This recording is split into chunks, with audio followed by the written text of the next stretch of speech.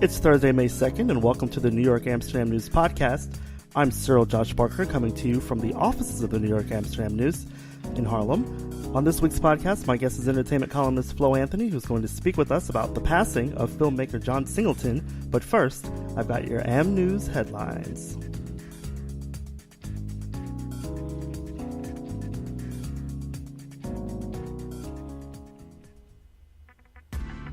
This week's front page is Singular Talent Lost, highlighting the recent passing of black film director John Singleton.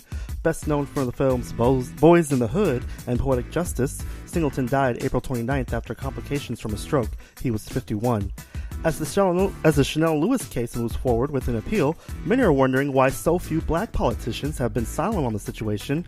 Assemblyman Charles Barron, who has been involved in the case from the beginning, and others share their views on why so many black elected officials aren't supporting Lewis. The daughter of Ruby Dee and Ozzie Davis, Dr. Hesna Muhammad, sits down with the Am News for an interview.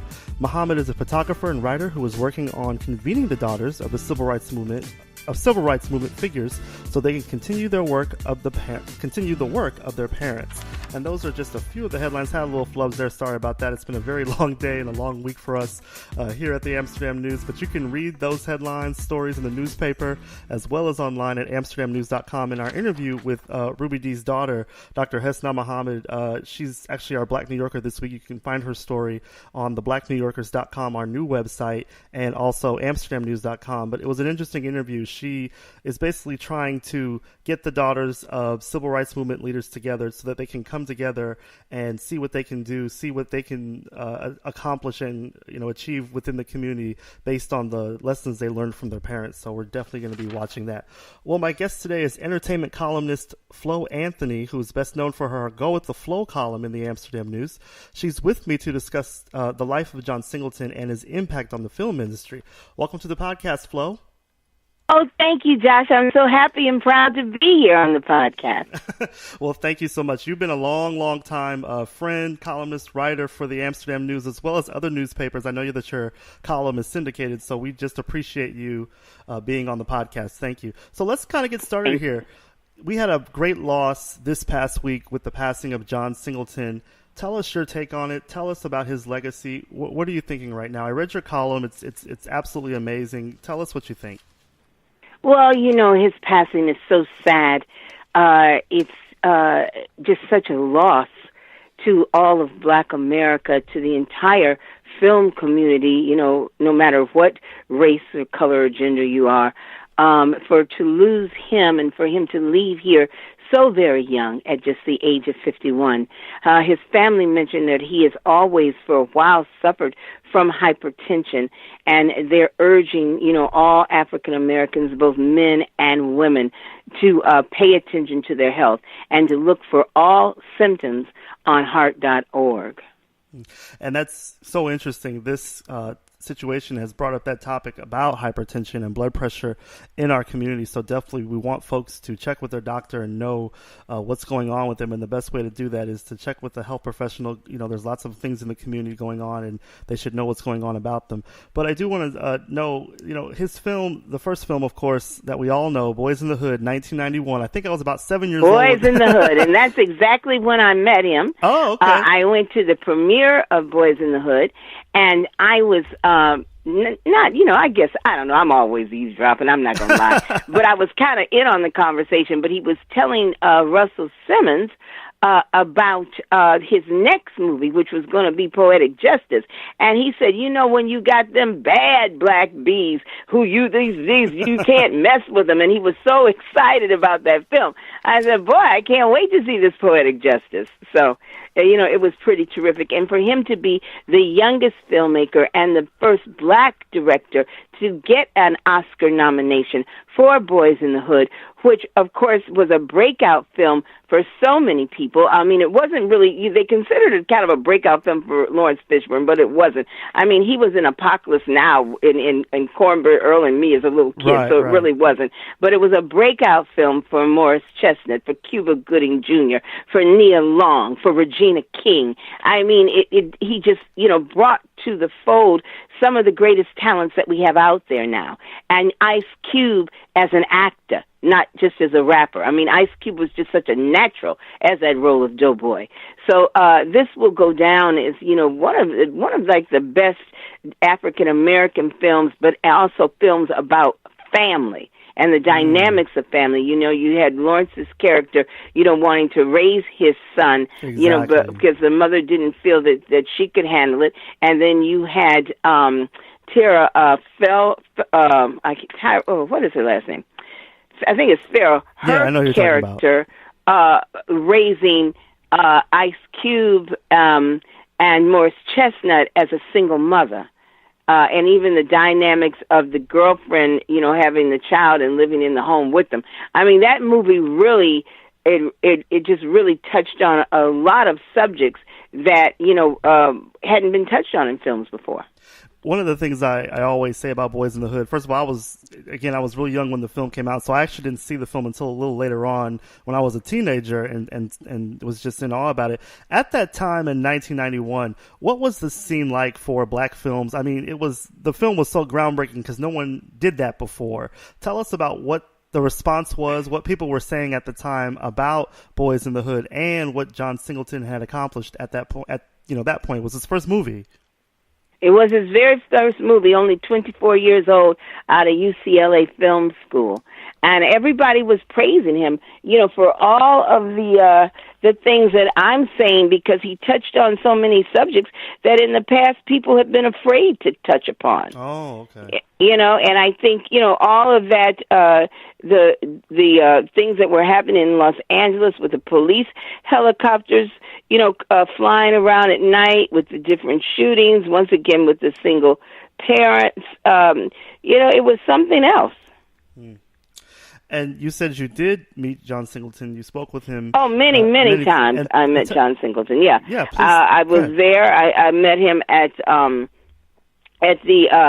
Poetic Justice. I mean, that movie, that year, you actually had quite a few black films, aside from, I just lost it and I had it up here, aside from Boys in the Hood. Mm-hmm. Spike had Jungle Fever. Right.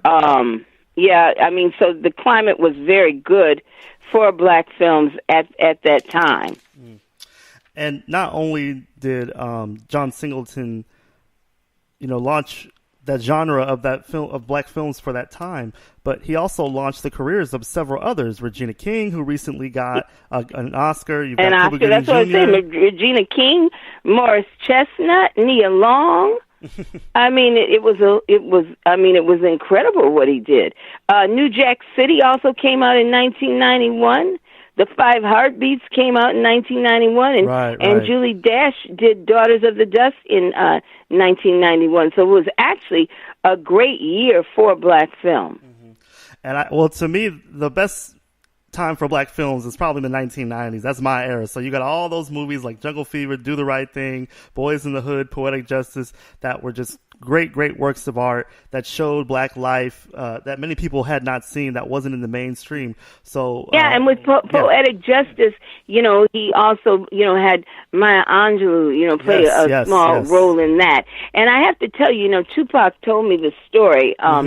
That I don't know, something happened on the set, and so he went into the trailer and started smoking weed. And Maya Angelou came in there and said, "Young man, is there something that I can assist you with?" And Tupac told me he had never been so embarrassed in his life. Wow. So right away, he got it together and went back on the set. Well, being that you did speak to John Singleton and you did know him, tell us what he was like. What was his personality? We've seen interviews with him, but, from you, what was he like? Well, every time that I talked to him, speaking of Pac, another time I talked to him, it was kind of an argument that he had cast Omar Epps in Higher Learning instead of Tupac. And he said he did it because Tupac smoked too much. Yeah. And then he was always very forthcoming. Another time when they did Baby Boy, it was going to be the closing film at the, back then, now it's the African American, the it's now the American Black Film Festival, but back then it was the Acapulco Black Film Festival. Okay. And I guess the suits at Paramount didn't really want to. They weren't gonna. They only had one print of Baby Boy at that point, and so they wouldn't let it come earlier, and someone had to bring it in. So you had a lot of people at the pool. Back then, the Hyatt in Acapulco was the place that everyone's around the pool. So you had John, Taraji, A.J. Johnson, Tyrese, and everybody was nervous that Print wasn't going to get there. And then the executive, who was white, of course, he finally arrived in Acapulco with the Print, and everybody cheered. So Snoop wasn't there, though. But anytime I've ever been around him, he's always been very down-to-earth and forthcoming and matter of fact. He never put on any airs or anything like that. Yeah. I'm all about us writing our story, writing our narrative so that we can tell people our story the best way. And John Singleton obviously did that with his films. What do you think the impact that he had on the film industry, aside from opening the many doors for black actors, aside from the fact that he had these groundbreaking films, what do you think his impact is on the film industry now with what he did? Well, as we've previously said, all of the people that, he saw their talent when other people couldn't see their talent. Whoever thought of, even though Ice Cube not only has become one of the biggest, actors in Hollywood, he's become one of the biggest producers in Hollywood because those Friday movies and those different movies he makes cost about 5 cents to make and gross hundreds of millions of dollars, or actually net hundreds of millions of dollars. They actually make a lot of money. So I think that'll be his legacy. Will also be doing very good films like Rosewood, which was a true story. Great movie.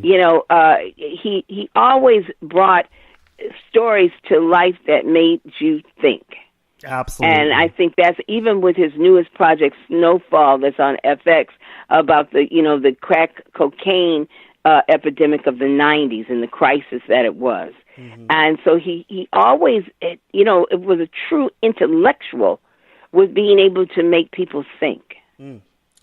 So amazing. And I want to speak also to the fact that his films were very eclectic. You just kind of helped me segue into that, because we had films, first we had Boys in the Hood, Poetic Justice, and then we had Higher Learning, and then Rosewood, which is actually a really good movie that I like, which did star, oh my goodness, from Good Times, what's her name? The woman that played Flo Anthony. It's slipping my mind right now, but she was character on Good Times. I don't even remember who starred in. I know that's Evans. where he. Sorry, the woman that played. Esther. Esther Roll. There you go. Estelle, not Estelle. That was her sister. Golly. Yeah. It's something Evans was her last name. Well, name was. So the actress. Oh my God! Not Estelle Evans, because that might be her sister. I'm talking about I know. Esther Roll. I don't know why I'm drawing a blank. Okay. Because my friend Esther Taylor Evans is related to them, and all of them had a daggone E. They all had an E with their names. So, but I'm Googling that right now for you. But I think it was Esther Roll. I think that's who we're talking about. Esther Roll, because she didn't use it. Because my friend was Esther Taylor Evans. Like I said, they all had an E, so I knew something. Yeah, Esther Roll. Absolutely. It starred her, and that's actually, I believe, where he met Akusa Busha, who was his only wife. He was married briefly to her for a year and has a daughter with her. Okay. He was a father of 7 children, though, but... Yeah, I did not know that until this happened, that he had 7 children. Including a 1-year-old with his current girlfriend. Yeah. And so I guess the main question is can black filmmakers live up to the legacy that John Singleton did, or is this just a one-shot only person that can do this? Because to me, he's unique. No, I think that black filmmakers have already, followed in his path. And are doing great things. Let's just take a look at Ava DuVernay. Okay. I mean, and she is so amazing. What I like about her so much is she brings everybody along with her. for Queen Sugar, she had all female black directors. That was incredible. Nobody does that kind of stuff. She puts everybody down. I mean, she brought back Julie Dash, to direct something. Nima Barnett, right. All of these great female directors. So I think that more so than ever. I mean, look at the guys. Oh my God! Who won the last Oscar? You had Will Packer. You got all these guys out here like this that are doing so much, and it is for people like Spike who paved the way. All right, and people before them like Sidney Poitier and Bill Cosby. They made all those Uptown Saturday Night movies and everything. It was interesting. Yeah. It's interesting you mentioned what you're talking about because I spoke to Dr. Hesna Muhammad, who was the daughter of Ruby Dee and Ossie Davis, and Ossie Davis directed When Cotton Comes to Harlem, and one of the things that she was telling me was that as the black director, black filmmaker, he not only had people in front of the camera, but also behind it too. In fact, she was telling me a story where he was filming the movie and getting ready to film, and he saw that most of the crew were white people, and he just sent everybody, he shut it down and said, listen, we can't do this because there's no black people here working on the crew. And I think that when you have a John Singleton, an Ava DuVernay, or a Spike Lee, where that's jobs not only in front of the camera, but you're also giving people jobs behind the camera too. So that's always so important. Yeah, Bill Cosby, when they did the Cosby Show, he also insisted upon black cameramen and black crews. Yeah. So it's all incredible that everyone has been able to achieve all of that. Yeah, and one of the things that I like about black filmmakers is that it shows the world that, one, we do go to the movies, and two, because these films have made so much money over the last few years, start even before Boys in the Hood, but with movies like Boys in the Hood and films like Waiting to Exhale, and especially in the mid-'90s, we saw a lot of black films. People in movie houses now have a reason to put us on film because we come to the shows. So, and Spike won the Oscar, but I was also thinking of the director of Black Panther. That, has just been an incredible force in black film. Absolutely. Chris Rock said everybody's trying to figure out how to get in Black Panther too. How do we get in this movie?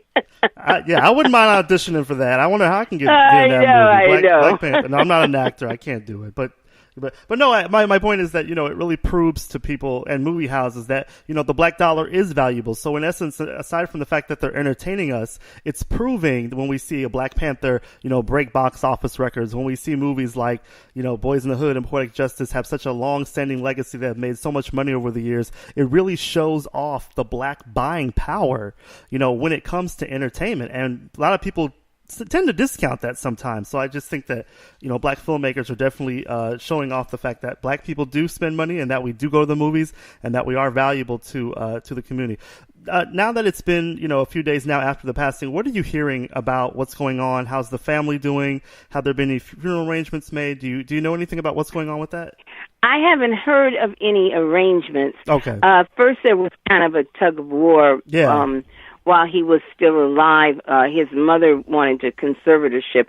I understand, though, that she's always been his business manager. Okay. And I believe his oldest daughter was against that. Mm-hmm. She felt it, that with some of her sisters and brothers, and along with John, I believe he was estranged from his father. She said, my father's father wanted to get together, but now that he has passed away, the mother does have a will. Okay. And I understand that his worth is $35 million. Is what I I've did been see told. that. Yeah, $35 million. I actually read that as well, and that's quite a bit of money. So we're definitely going to be watching that. Well, while I have you here, Flo, I do want to kind of segue off a little bit into some other things that you talked about this week in your column. And first and foremost, I just want to let everybody know we are going to have Flo back. Definitely she's been such a mainstay here at the Amsterdam News. She has so much wealth and information when it comes to entertainment. She's definitely our go-to person. So I just want to let you all know that she will be back to talk about some other topics. But you had some other things in your paper. One of the things that Nyaba Arinde, the editor, and I were just talking about before I started the podcast is about Peebo Bryson, who suffered a mild heart attack this week. Can you tell us a little bit about that? Yes, he did. At his home last week, he suffered a mild heart attack. They say, though, that he's resting well and he will make a full recovery. Okay. That's what I've been told about him. Okay. Yes. Yeah. And then also you had something about Nona Hendrix, one of my favorite singers this week. She's going to be at the second annual Rock she's Solid doing Women's... a show on May the 9th. You know, I don't have all this right in front of me. You might have the newspaper right in front of you. So, because I would love to say where it is, because I know that they need. They're trying to sell more extra tickets for the show that Nona is doing, and she's also, you know, just featuring women in general. It's about the strong woman and the power of the woman. Okay, and I have that information in front of me, and I'll just say, I'm just trying to find it right here because I might have it in my notes. I don't have the newspaper in front of me. Okay, but that's going to be on May the 9th right here in New York City. Yeah, it's actually going to be at so Gramercy people get Theater. The paper, they could get the exact information, because I do know that they're looking toward, beefing up the audience and getting somebody out to see a great legend such as Nona Hendrix. Oh, yeah, no, she's amazing. I mean, talk about a legend and magnificent and paving the way. She is truly it. No, she really is. I've always loved her singing, but always her stage presence. The name of her event is the Rock Solid Women's Festival, and it's celebrating women in art and music, and it's going to be on May the 9th at the Gramercy Theater right here in New York City. Okay. Awesome. And I know this is a little off topic, but I have to ask you, you did mention in your column this week, and that's Prince Harry and Meghan Markle about the baby. Actually, you didn't mention that. I take that back. You mentioned that. I'm sorry. I'm being totally off. Last week I mentioned it. Last week you mentioned it. Okay, so we're not going to talk about that. But Kensington Palace issued a statement today that the baby has not been born. Oh, okay. But Prince Harry is scheduled to do on May the 8th and 9th an appearance, just an overnight appearance, and Meghan's mother is there with her.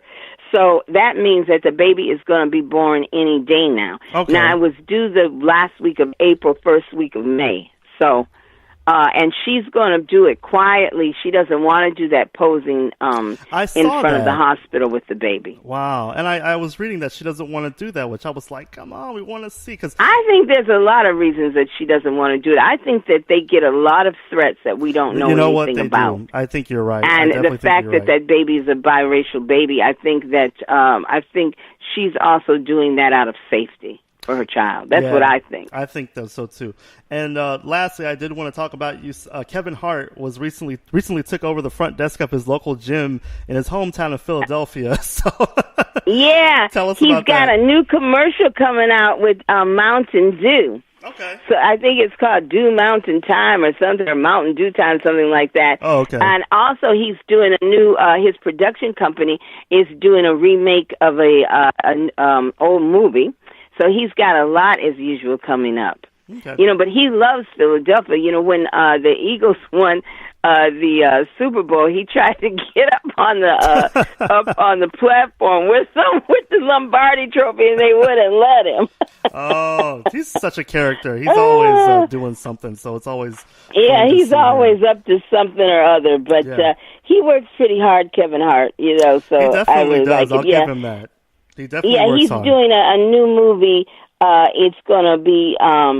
He was I have something else on him where he was seen sipping DUC cocktails. I guess I do a lot of Kevin Hart stuff. Well, he's out and about, our dear Kevin Hart. Yeah. Let me ask you this, since I do have you on, the last few minutes of the podcast. I know we've talked about it on WBLS and some other places, and you've talked about it. A lot of people are wondering about R. Kelly and what's going on. I know that he has another documentary. There's talk of another documentary coming up. Do you know anything about that? Yeah, they're doing a follow-up. Yeah. To the last one. Wow. So that'll be interesting. It's going to be interesting now that this Michael Avenatti has all these charges against him.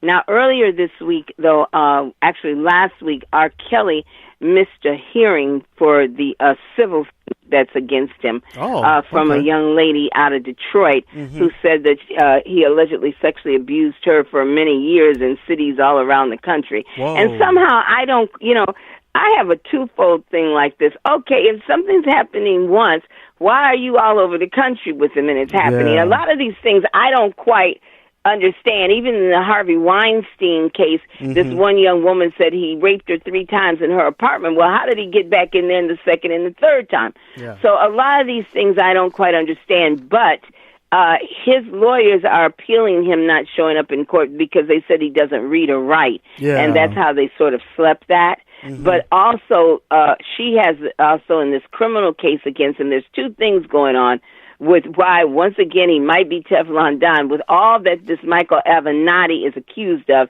and he's representing all those girls. Yeah. And now with all the trouble that Kim Fox is in, for just dismissing the Jussie Smollett charges. Between the two of them, I don't think that this latest trial against R. Kelly is going to see the light of day. Wow. And everything happening in Chicago with Jussie Smollett and R. Kelly, it's like, what is going on in Chicago? But the only thing I said that happened good at that Cook County courthouse is Chance the Rapper got married there the other week. I said, nothing else happens good in that joint. My God. Well, we definitely send our congratulations to Chance the Rapper, who's one of my favorite artists. So we definitely send congratulations to him for bringing some light into the Cook County courthouse. Well, listen, Flo, thank you so much for being on the podcast today. We will definitely have you back again to give us some anytime. I'll be happy to be on it. It's just wonderful you've got the podcast. Thank you so much. This is our 4th episode, and we're actually going to be we're on Spreaker, and we're actually on SoundCloud right now, and we're hoping to get on Spotify pretty soon, because I know that's the place where a lot of people listen to their podcasts. So we're going to be coming to you from Spotify soon, hopefully, folks. So we're definitely be on the lookout for that, and we'll let you know when that happens. But Flo, thank you. I have faith in you guys. I know you get it done. Oh, thank you so much. All right, Flo, thank you so much. Take care. Have a great weekend. All right, you too. Bye. That concludes this week's podcast. You can pick up the latest edition of the New York Amsterdam News on newsstands and get updates online at amsterdamnews.com. You can also keep up with us on Facebook at NY Amsterdam News and follow us on Twitter at NYAmNews. This is Cyril Josh Barker. Thanks for listening.